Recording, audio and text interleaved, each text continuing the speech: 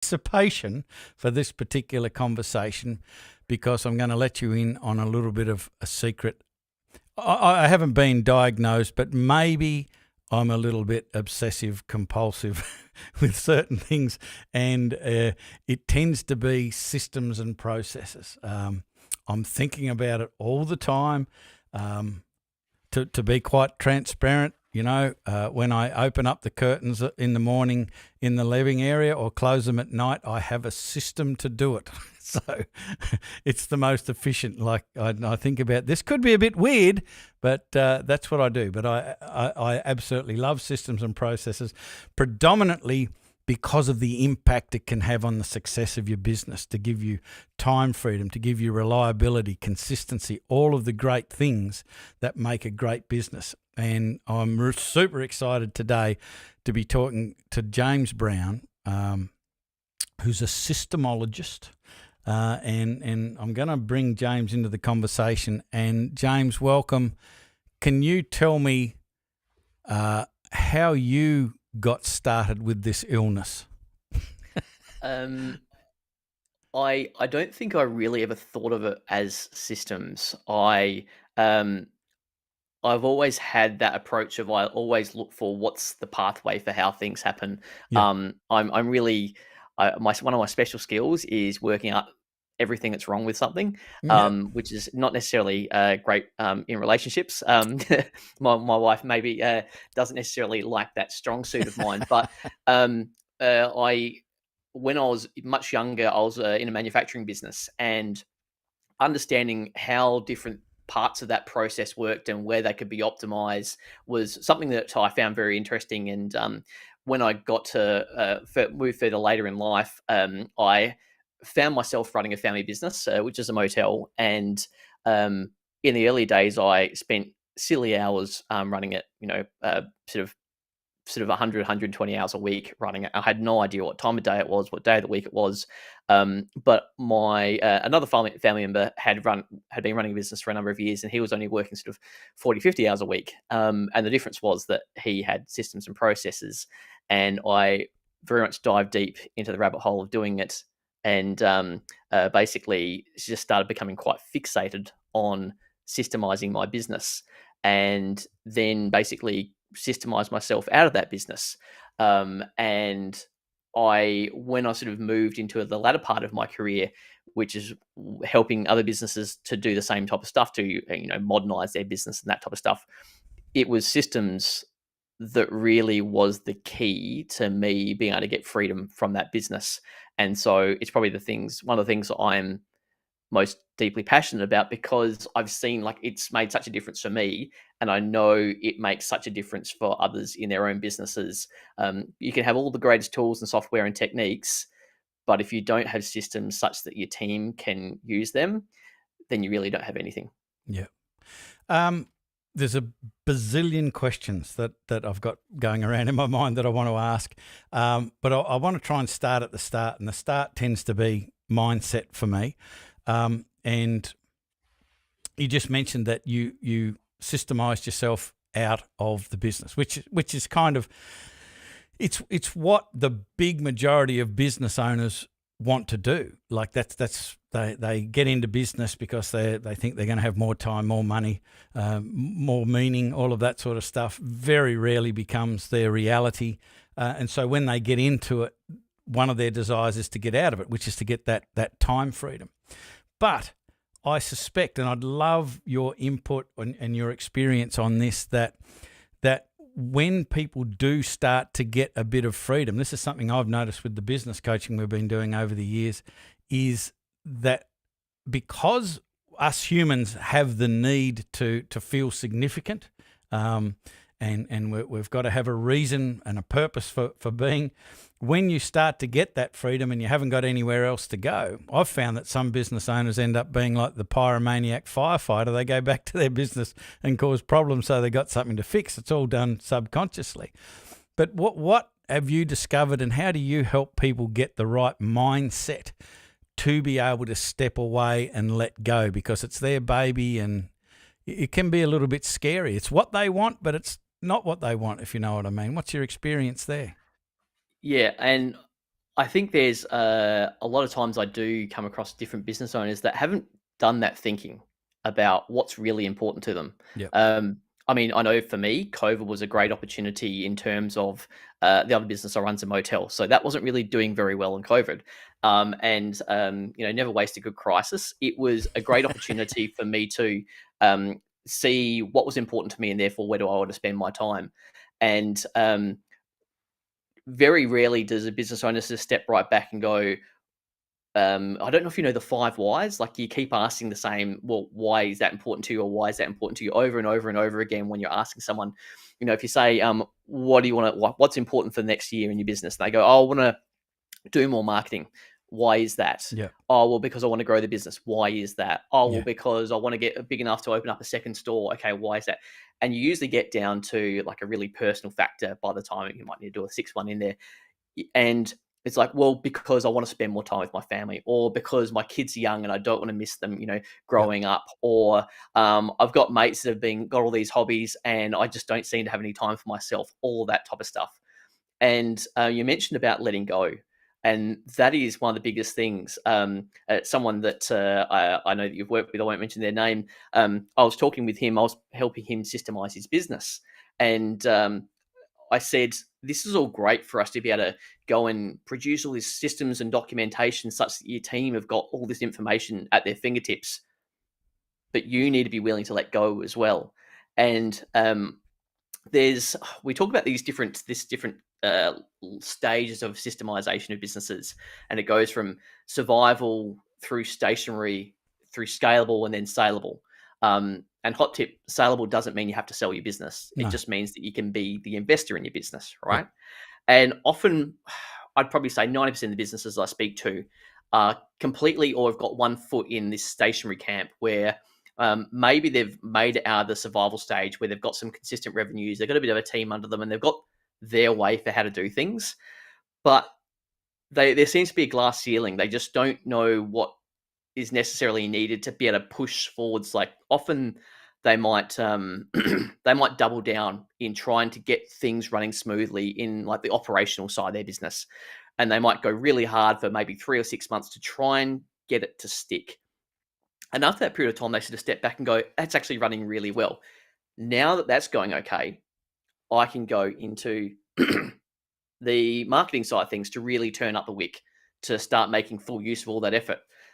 And then they, after maybe 3 or 4 months, they look back at operations again and go, it's back to how it was, or we've kept one of those five different improvements, but it's never seemed to have stuck. And it's because of that lack of systems and processes that people don't adhere to. Like, this is how we do things now. And so I find that the efforts that the business owners just deploying into these different areas of the business often go to waste over a period of time because nothing ever really sticks. Whereas when people get into that scalable stage, they've started to make some things stick, but the biggest thing is they have so many blind spots about what they're doing that they don't systemize. For me, I realized I was actually out up the river with some friends. Right, I'm a big sort of river boy. Love wakeboarding and water skiing and things like that. And I was very much in this scalable stage. And I got to the point that, I was sort of picking and choosing when I worked. I thought I was great. I thought it was pretty shit hot, quite frankly. And I was probably working maybe 20 to 30 hours a week, depending on what my mood was. I went and sort of celebrated, and I bought myself a wakeboard boat, and went and bought myself a go-kart. And I was having a great time in my life. And this was sort of to reward myself after doing stupid hours when I was younger. And I was up the river with some friends, and it was 11 o'clock on like a Tuesday morning. And I just climbed out of the water, jumped in, sort of drying myself off, and my phone was ringing. And of course, it was work because it was always work. And had one of my receptionists call up and say, "How do I change a light globe?" And I'm like, how can you get to where you are in life and not know how to change the light? But she has the bayonet style, not the screw type. We have All the right. screw type. And it's like, okay, Trap so for I'm trying young to explain players. this. Yeah, yeah, yeah. Okay, try and explain it. Okay, hang up the phone. And then a friend, my mate's, well, now wife actually, she said, I don't know why anyone would ever run their own business. And I'm like, I was deeply offended Mm. because I thought I was pretty good, and like I thought that I got to where I thought I got about as far as I could in that business. Um, and I said, "Oh, hang on, you're on holiday, aren't you?" And she's like, "Yeah," because she works in a corporate. And I said, "Hang on, this is a Tuesday for me." I went, "Weather's nice outside. I've got friends in town. Hey, you want to head to the river and go skiing?" They're like, "Yeah, yeah, cool, let's go." And I thought that was great. But what I didn't realize is I had all these blind spots in different areas of my business. I hadn't systemized myself out of my business. Yeah. I hadn't systemized the preventive maintenance. If I lost a team member that moved on to somewhere else, I'd have to be the person that recruited the next team member. So even though I had these things that were working really well and the business was making money and I had all this free time, I had all these blind spots about things that I hadn't really systemized. And it's probably because I'd never really stepped right back to look and go, where do I actually want to get to with this? I just sort of got this hint of freedom and went, this is it. Mm. Yeah. There's someone that we're being influenced greatly by in the in the builder's business black belt at the moment, and I'm sure that the person that you weren't going to mention their name that actually put us together, Kyle. So we won't mention Kyle's name, but I deeply appreciate him mentioning you to us because it's exciting. I love what you do, and I think more people need to know about it. But we're going through a bit of Dan Sullivan stuff at the moment, and one of his things is always ask who, not how. Yes. And it's just, to me, I can just see people listening to this and thinking, right, I've got to start to put together systems and processes, and they're making a whole lot of work for themselves. Versus, and like Kyle is a very, very sharp pencil, like he's a smart dude, and he's come and he's asked you to come in and go, how do we do this? What do we do? And that to me is a really, really smart thing to do, rather than trying to pick your brain and figure out how to do it yourself, because that to me is just dumb, and it's almost counter to what you're trying to accomplish, like you're taking on more stuff.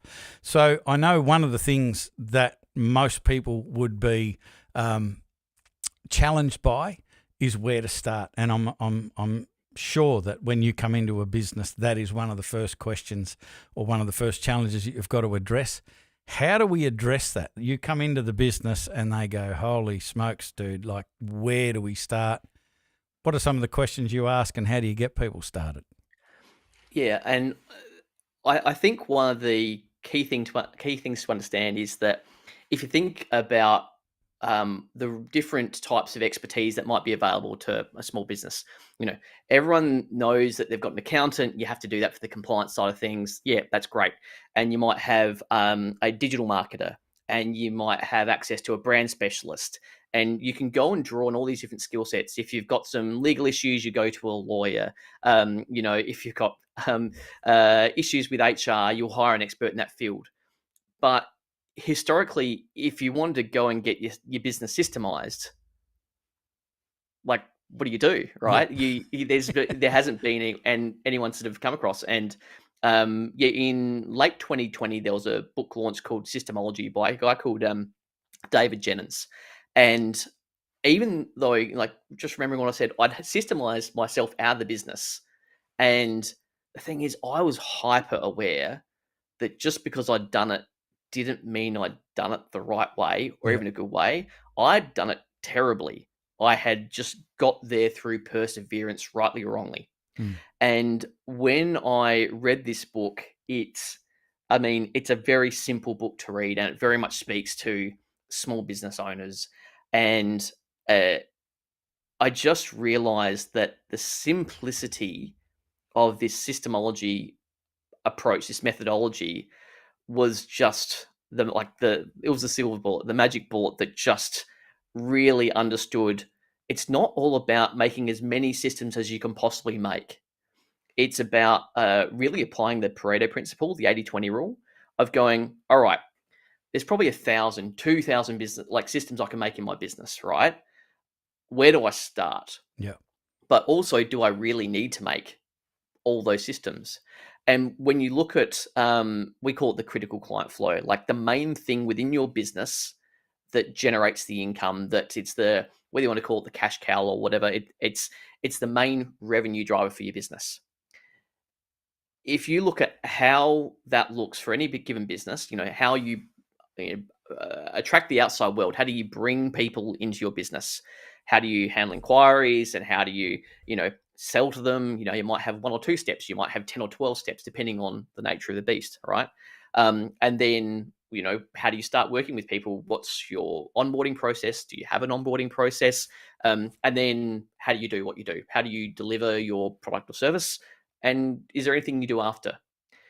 If most businesses just looked at that flow of how people come into their world and then go through that business, when we look at this with business owners, it's very rare that anything less than 80% of those processes are done, or at least have a significant involvement by the business owner, with most of the businesses I've seen.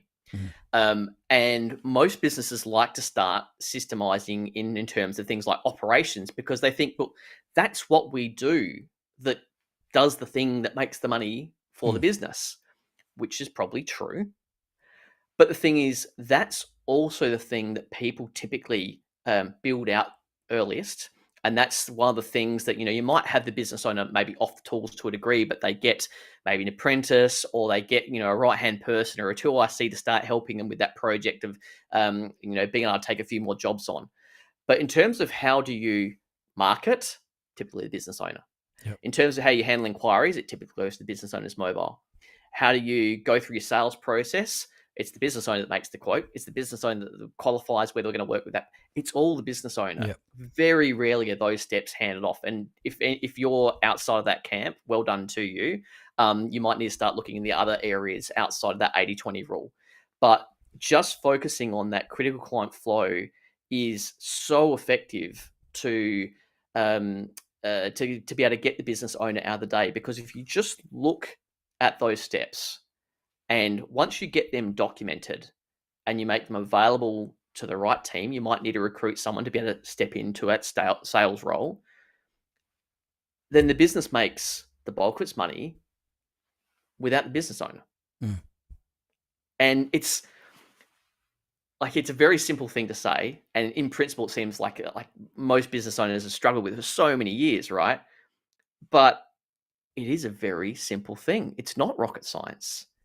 You systemize the main way the business makes money, and you put people in to do those roles, and then the business owner suddenly becomes free to actually develop and hone the business. Yep. As you're talking about that, I'm remembering a time. I'm remembering back in time when I was doing something very, very badly, like you do. I went into a business as a business coach a long, long time ago, and I had this whole, buzz about we've got to systemize things. And the owner was right on board, and he said, I need you to speak to the team and explain it all, which I did. Put a really good case for why things need to be systemized and procedurized and measured and all of that sort of stuff. And at the end of my little 15, 20-minute presentation, I noticed there was a group of people in the back corner, and I went over to have a chat, and one of the ladies there was in tears. And I thought, this isn't going well. Long story short, she was quite angry about what I just said, because she basically said to me, I've been here for X amount of years, and you think you're going to come in here and tell me how to suck eggs, like how to do it. So there's a couple of questions in here that hopefully you'll be able to answer. One is procedures and systems aren't worth anything if they're not followed. And we need to know what we need to procedurize, and we need to somehow engage the people who are performing those procedures and systems, I expect, in the creation of them, so they've got some sort of buy-in. What's your experience with all of that? I mean, I did it really badly. I'm sure you do it brilliantly. How did you get from doing it how I used to do it to how you do it now and get people on board? Yep. And you're absolutely right. I very much in the early days, I thought that I, as the business owner, was the only appropriate person to make systems. Mm. And so therefore I did. And I also made them the wrong way. I made like, 1,000-word theses on how to do something as if any idiot could walk in off the street and do it. But I didn't hire idiots that walked in off the street, but that's what I made it for. Yeah. There was a lack of correlation there. But you're absolutely right. In Systemology, we talk about when you talk about starting to systemize a business, like the go-to thing that most people think of is, what app can I use? What piece of technology, what tool, what software can I use to make this easier? And look, I'm a massive like tech guy. Like I love technology. While I don't have an IT hat, like I love the power of what tools software can achieve within a business. But often it's the wrong thing. It's the tip of the iceberg that people see, but it's what's underneath the surface that actually people are missing. Buy-in from the team is one of the most important. That's what sits under the surface that people don't really think about so much. But the other elements are certainty. And when I talk about certainty, I'm talking about having those systems and processes available to the team such that someone could rock up at, get on the tools at 7 o'clock on a Monday morning, the whole way through to knock off on Friday afternoon. They have certainty and clarity about what's expected from them, and not just how to do like the minimum required standard, but how to excel in their job. All right, that's what certainty is. And then performance, to make sure that like what we're doing today is actually what the customer wants, and there's those checks and balances to make sure that that certainty isn't eroded over time because we're not keeping up with the market. And so if you had the right tools, like right apps and things like that, and you had all the systems and processes documented, like all your different departments, everything exquisitely documented and available to the team, and you had all your KPIs and scorecards, but the team didn't care, you don't have a business, right? It just doesn't work. No. And so I'm like, well, I do appreciate what Simon Sinek says. There's her name escapes me at the moment, but there's a approach to presenting information called format, as in number 4 MAT. Bernice McCarthy, I think, from like the 60s. And it starts with why. Everything starts with why. Yeah. Okay. Simon Sinek got the idea from somewhere else, right? Yeah. And if you don't understand, or if you don't convey to your team, to the individuals of your team, what's in it for them, then it won't work. If you don't identify to Beryl, who's been working admin for your business for the last 18 and a half years, why us starting to implement systems and processes is going to be a win for her, and it's going to make her life easier, and she's going to enjoy the fact that we're going on this journey, then it's going to flop. It won't work. And I'm not saying that, like, let's say you had 15 people in your team. I'm not saying that all 15 people are going to love it. But you do need to dive into what is it for that person at that point in time in their life? Why do they care? What's in it for them that if we implement systems and processes, that it will be a big tick for them? And this does take time to get the culture right, a systems culture. It does take time to build. It's like almost like building a muscle. It takes time to build, and it's very quickly eroded, unfortunately. But to get to that point where you only have maybe a few sticks in the mud left, that's when you need to sort of go down the path of going, well, are we still a good fit for each other? Because our business is, growing and moving forwards. And if you don't want to come with us on that journey, then maybe we're not a good fit for each other anymore. And maybe you should seek alternative employment. It could get to that point if you put everything on a platter and you engage as much as you possibly can, and people still resist and resist and resist. Well, I mean, I love that. And it's not as if we should be running away from causing problems like that. But if you've got systems, procedures, therefore measurement, it kind of takes away a lot of the places where people were hiding before. And you then do find out who are the people who want to contribute and grow with the business, and who are the people who just want to hide. It gives you the opportunity to find out who they are. You mentioned, having the procedures somewhere. What is there what's the best way of doing that? What do you tend to recommend? Like, is it all written down in manila folders in a cardboard box, or is it something a bit more high tech than that? What's the best way of doing this? There's a bit of a spectrum, Yeah. right? So I'll run you through. If you're listening to this, think where this is for yourself. So we'll give yourself a star rating out of 5. Okay.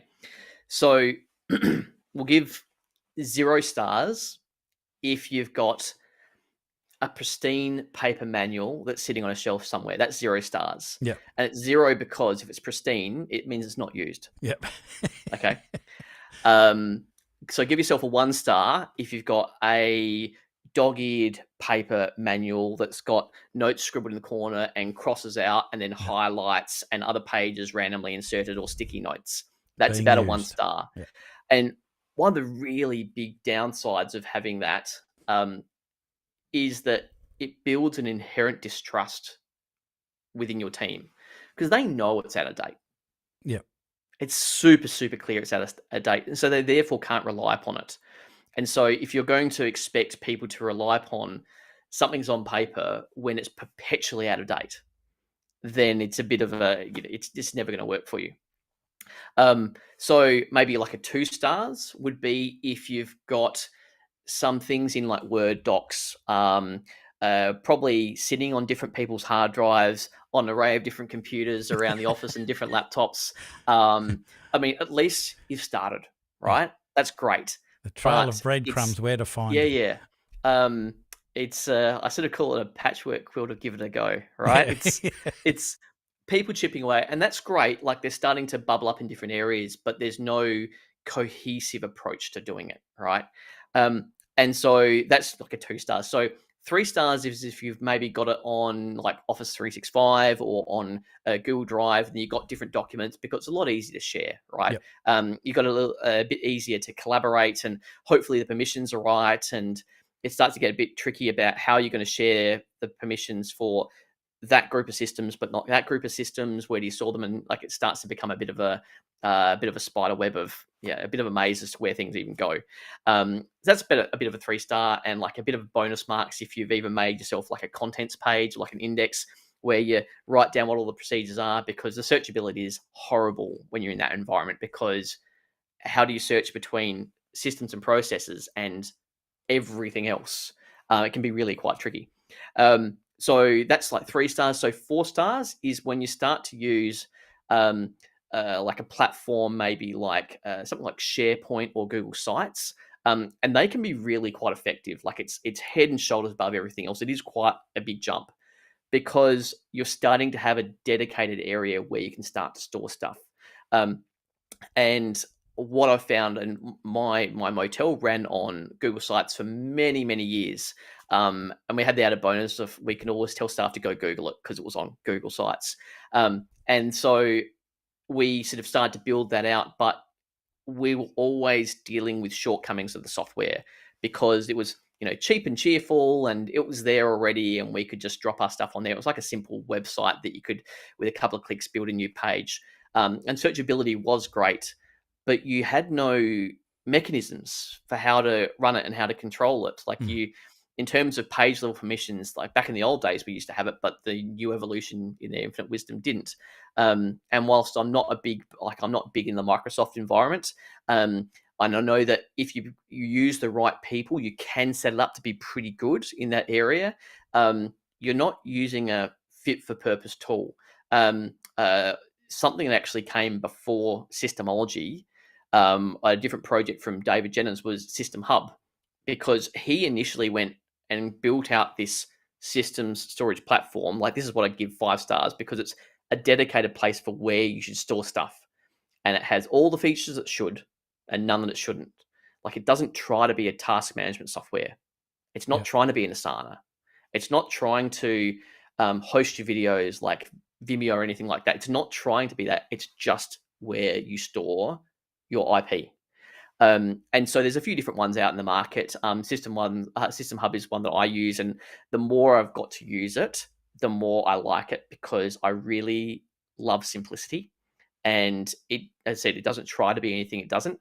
So, like with other apps and platforms, it's like, well, when we update a system, let's say I update something on a sales process, how do I notify everyone that that's been updated? So the normal thing is, I guess I'd copy a link out and I'd write up an email and say, "Hi, blah blah blah blah blah. Here's this, blah blah blah," and I wouldn't really know whether people had actually read it. With System Hub, you go click. It's like, it's just easy. So when you get to the stage when you're systemizing a business, that you need to start making it easier for yourself, because it's not like you've got 20 or 30 or 40 processes, but you're starting to build out the breadth of your business in terms of the systemization. You need to think about your approach of, well, what's our system for systemizing our business? How do we make it such that systems are just part of what we do from day to day, as opposed to some separate project that we're just doing for this little window of time? Yeah. I want to learn potentially here, so I'm just going to give you an idea that I've been sort of putting out there in an attempt to help people with systems and procedures. I just feel that if you try and procedurize everything, it starts to become overwhelming, and it's like it's ineffective, I think. And so we need to be able to identify what should be systemized and what not. And the basic, simple garden variety approach I've had forever is letting the opportunity for a procedure or a system present itself. And that's generally in the form of a customer complaint, or something went wrong, or there was a mistake, or we lost money, or somebody in the team sees an opportunity for a benefit. So we create a system or a procedure there. And my whole push behind that is that it has a purpose. And I have spoken to many, many people about procedures and systems, and they all get all fired up and they go, right, and off they go creating procedures and systems about where to buy the milk and how to turn the alarm off and all of this sort of stuff. And again, you get that sort of "don't tell me how to suck eggs" response from a lot of people. So can you tell me how you approach that? Like, you come in to start talking to Kyle or whoever it might be, and you go, this is where we need to put our efforts, this is where we need to put our focus and get started. How do you decide that? It does come back to what I mentioned before about that critical client flow. Yep. And the thing is, it's not necessarily the same in every business. There's a few different things that, depending on the stage of the business and where it does make its money and how it's configured, it's not a no brainer. Like, oh, we're always going to go and do this. We do really try and be geared towards, well, where's the business owner's time being spent as well? Because if the day-to-day of the business is actually working reasonably smoothly without the business's owner's involvement, but they don't have systems and processes, then that might be something that's worthwhile systemizing, but it might not be the most important thing to systemize. Like, I'm really big advocate for getting the business owner's time freed up as much as possible, because that has an exponential effect on everything else in the business. Yes. I get and I know that often different team that work within a business, this doesn't click for them. They don't necessarily understand this on face value, that if the business owner was to, let's say they had their full week, 40 or 50 hours a week, completely off their plate, and it was someone else's problem, and they just had that 40 or 50 hours a week to do whatever they wanted in business, the benefits are so dramatic for the business, because that business owner has the space to really consider and assess and analyze where the biggest changes and improvements can come from within the business. It makes a dramatic difference. So I always am very respectful about where the business owner is spending their time. Yep. But one of the key things is, yes, there's things like the critical client flow, and we also talk about, and there's another acronym, there's CCF for critical client flow. We talk about MVS, minimum viable systems, which is, it's not just the 80-20 rule of the main way your business generates income, but what's the 80-20 rule of all of your different departments? Yep. So you're right, like making a procedure for how to make coffee. I mean, or if you sell coffee for a living, different conversation. Yes, but yes. That makes sense. Going through and going, well, what are just the 5 or 10 things in each of the areas of our business that really make the difference?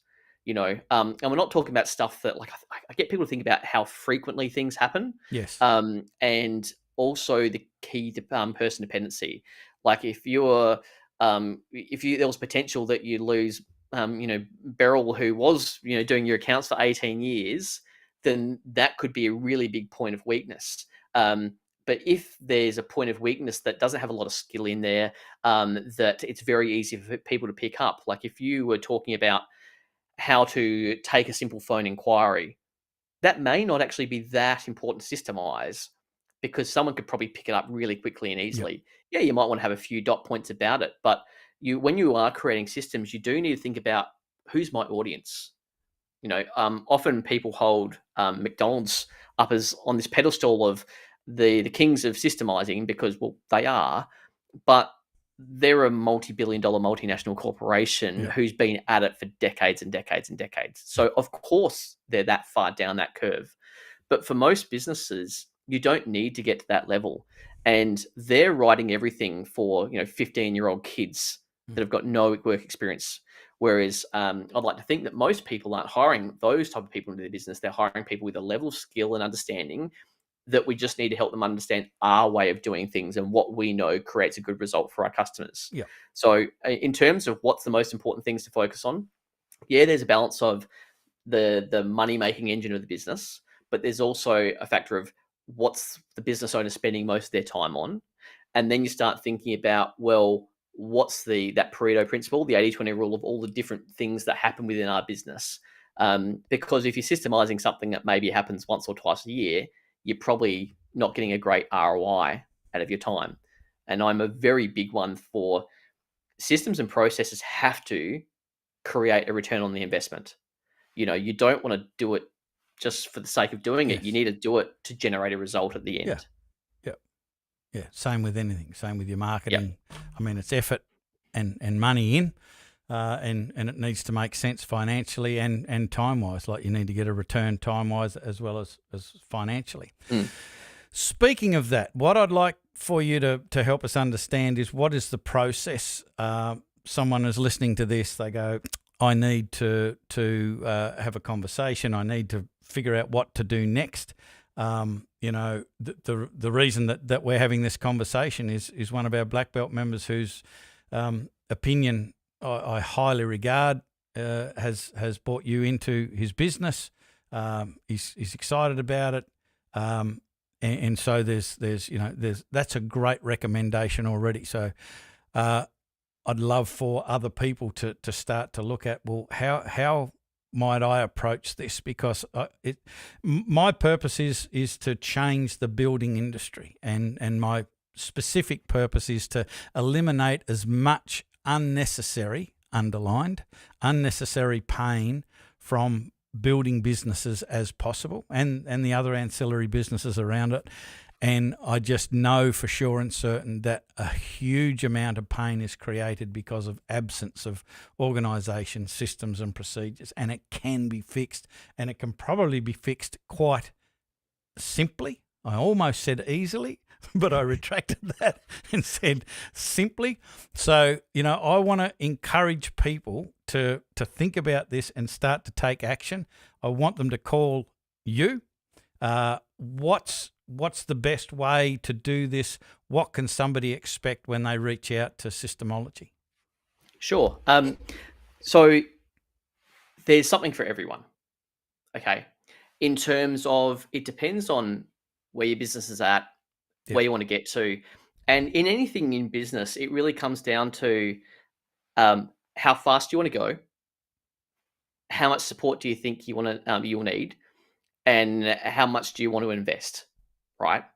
And that's just not dollars, but that's resources as well. Yeah. And it really does come down to how big's the pain for you Yeah. right now. That's a big influential factor. And so, like, as an example, I work with businesses in a number of different ways. There's some really good, do-it-yourself approaches there. And for some businesses, that might be a really good fit. Yeah. What I'm spending a lot of my time doing. And so while I have my own business, BizTech Guru, I work with Systemology and I run most of their group training programs. It's called the Catalyst program. And that's like a 6-month program to help businesses go and build out their own critical client flow.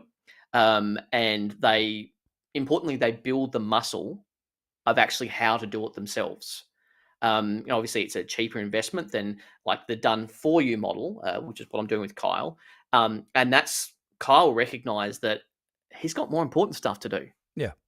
And he didn't have the internal resources to go, well, we talk about something called a systems champion, right? And the systems champion is the person that the business owner delegates the responsibility of systemizing the business to. The business owner can't be completely hands off, but it's really important to identify who's this person. Ideally, it's not the right hand person to the business owner because they're very busy as well. But who's this person that can help drive this project to start chipping away at things in the background? Yeah. Because building a systemized business is not a one and done thing. There is some muscle to build, but there's some very substantial wins from getting moving quite quickly. But honestly, the best place to start is just reading Systemology. If any of this is like resonating with you, have a read of the book and see whether it makes sense in terms of it will. There's within the book there's sort of 7 myths associated with each of the different sort of stages of how to systemize the business, and it just gets rid of these assumptions that people make. One of them, that the business owner is the best person to do it. No, the business owner's got more important stuff to do. They're meant to be running a business, learning a new skill of how am I going to systemize it and how am I going to make sure it works. I mean, that might work in isolation early on, but how do you scale that? Right? Yeah. How do you get from where you're at right now, which may be that you've got a few systems and processes, but you've got a long journey ahead of you, to having a business where systems is just, this is how we do things here.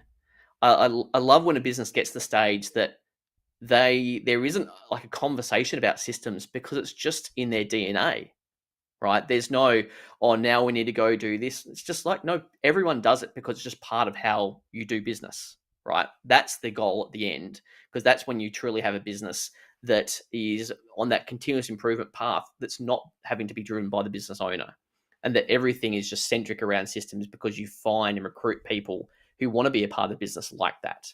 Yeah. And so in terms of the best way to do it, starting with the book is a great place, and I'm sure I'll give yourself a link for your members to use to get a free copy. But if you're not sure, go check out my website, BizTech Guru, and you can see a few of the different things on there that might be a good fit for you, because we do try and make sure that depending on what speed you want to go, there's a good model that suits most businesses. Yeah. It's exciting stuff. Like, I'm so pumped and pleased that I've finally met somebody else who's as passionate about systems and procedures and stuff as I am, because I just think it's kind of the foundation of everything. If you haven't got it in place, we don't know where we are, so how do we improve? Like, you need to have a benchmark. Like a shitty system is better than no system, because at least it's a starting point.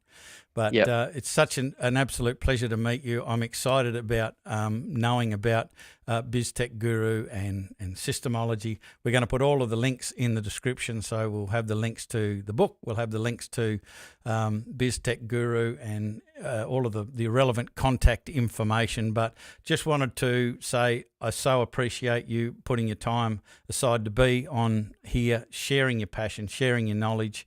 And it's just so helpful to what we're trying to do here by changing how people are thinking and how people are running their business. So thanks very much for being on the show. You're welcome. Loved having a chat. It's something that's it's really important to me because it made such a big difference for me in my business. Brilliant. So that's it for this episode, folks. I hope you gained some inspiration from this. Hopefully you can tell, it's one of my passions. I so encourage you to start to think about this. If there are things that you're not getting from your business, if the financial performance isn't as you would like it to be, I'll guarantee it's to do with the lack or the level of systems that you've got in that space. If it's team, same thing. If it's marketing, same thing. If it's just administration, same thing. It can eliminate so many problems. And yes, it's a bit of work, but it's the return on your investment is huge, I think, in this space. So please reach out, please have the conversation, please read the book, get stuck into it, and always remember that the key to this is ask who, not how. Rather than trying to learn how to do it yourself, go out and hook up with somebody who's already got the understanding, the experience, has done it all before. They can save you so many ladder rungs. You can just go up the ladder far quicker rather than trying to figure out how to do it yourself. So I really encourage you to do that. Hope this has been worthwhile. Hope you got some inspiration out of it. We'll be back again with another episode of the Toolshed podcast before you know it. That is all from us. I'm Mick Hawes from Builders Business Black Belt. This has been the Toolshed podcast. I'm out.